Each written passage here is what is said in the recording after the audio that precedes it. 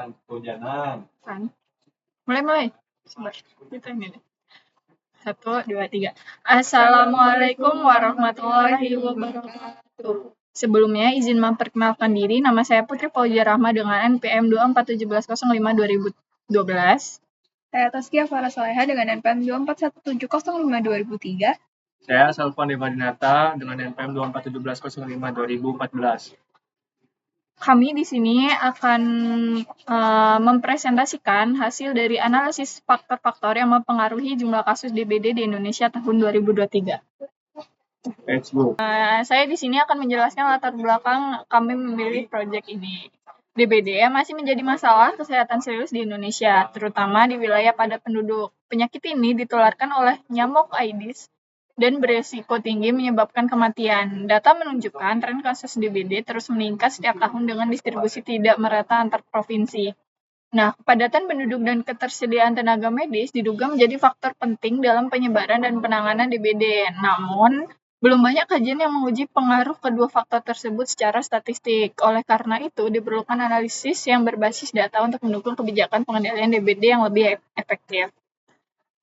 Lalu, rumusan masalahnya adalah peningkatan kasus DBD di berbagai provinsi diduga dipengaruhi oleh faktor kepadatan penduduk dan jumlah tenaga medis.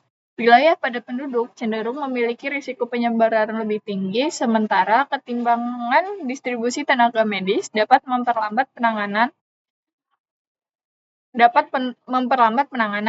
Proyek ini menganalisis hubungan antara kedua faktor tersebut dengan jumlah kasus DBD.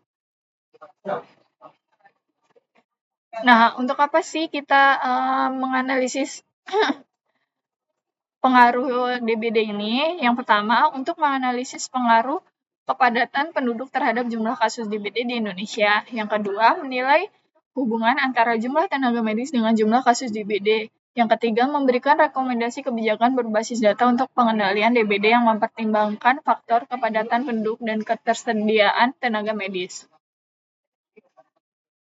Nah, untuk manfaat proyek sendiri, yang pertama, bagi pemerintah, hasil proyek ini dapat menjadi dasar perumusan kebijakan kesehatan masyarakat yang lebih efektif dan berbasis bukti.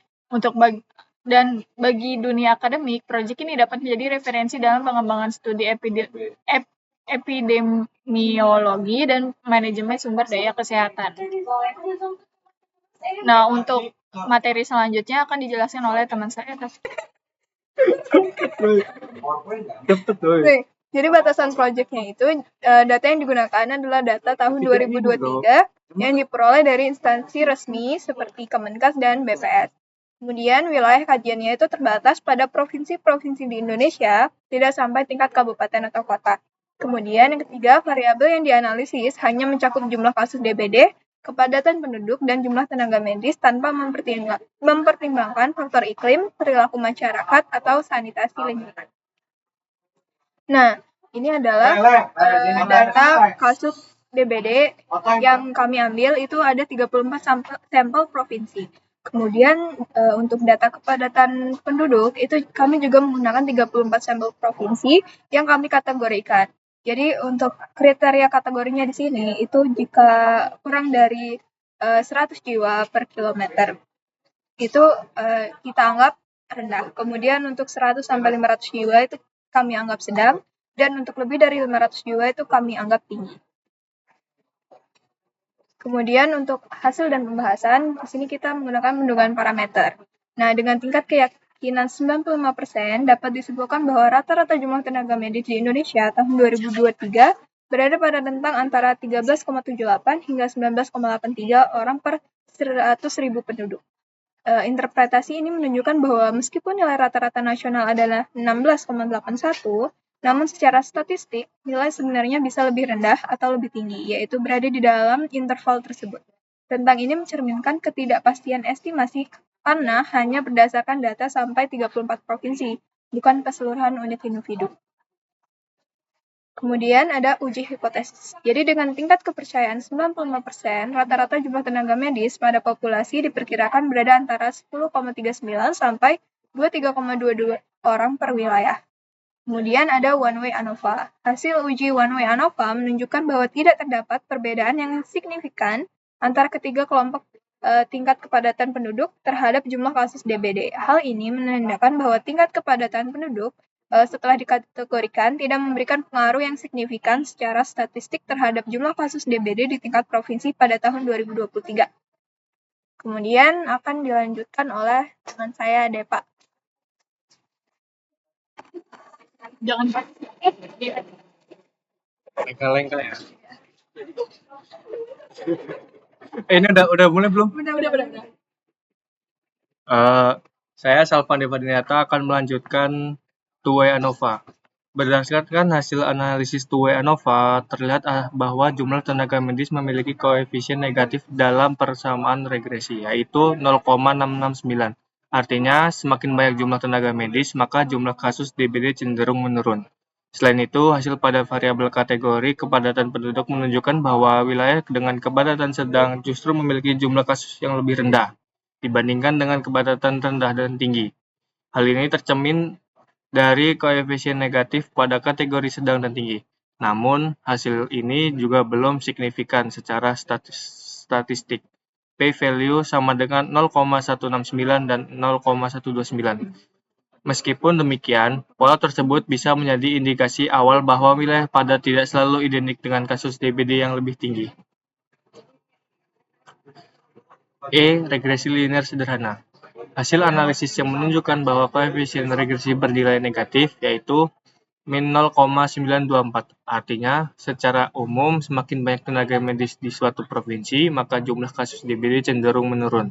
Dengan kata lain, ada hubungan negatif antara jumlah tenaga medis dan jumlah kasus DBD. Namun, nilai p-value-nya sama dengan 0,051 yang berarti pengaruh tenaga medis terhadap kasus DBD tidak signifikan pada taraf signifikan 5%, tetapi mendekati signifikan. Ini menunjukkan bahwa meskipun hubungan negatif itu ada, secara statistik belum cukup kuat untuk disimpulkan sebagai pengaruh yang benar-benar signifikan. Terus ada regresi linear berganda.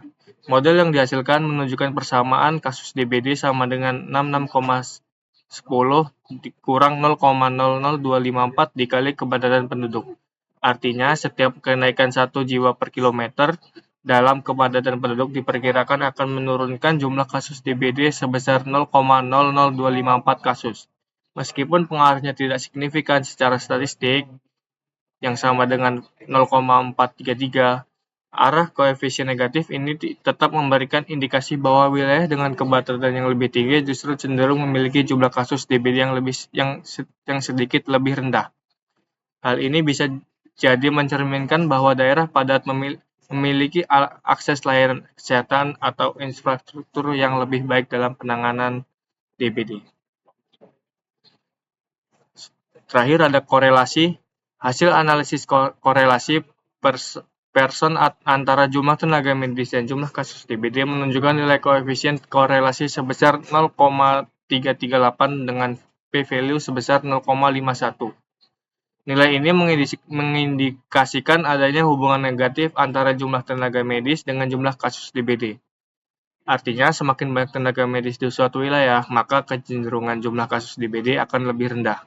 Hasil ini sejalan dengan arah hubungan negatif yang ditunjukkan dalam analisis regresi, sehingga memperkuat dugaan bahwa distribusi tenaga medis, khususnya perawat, merupakan salah satu faktor penting dalam upaya penekanan penyebaran DBD di berbagai wilayah provinsi di Indonesia.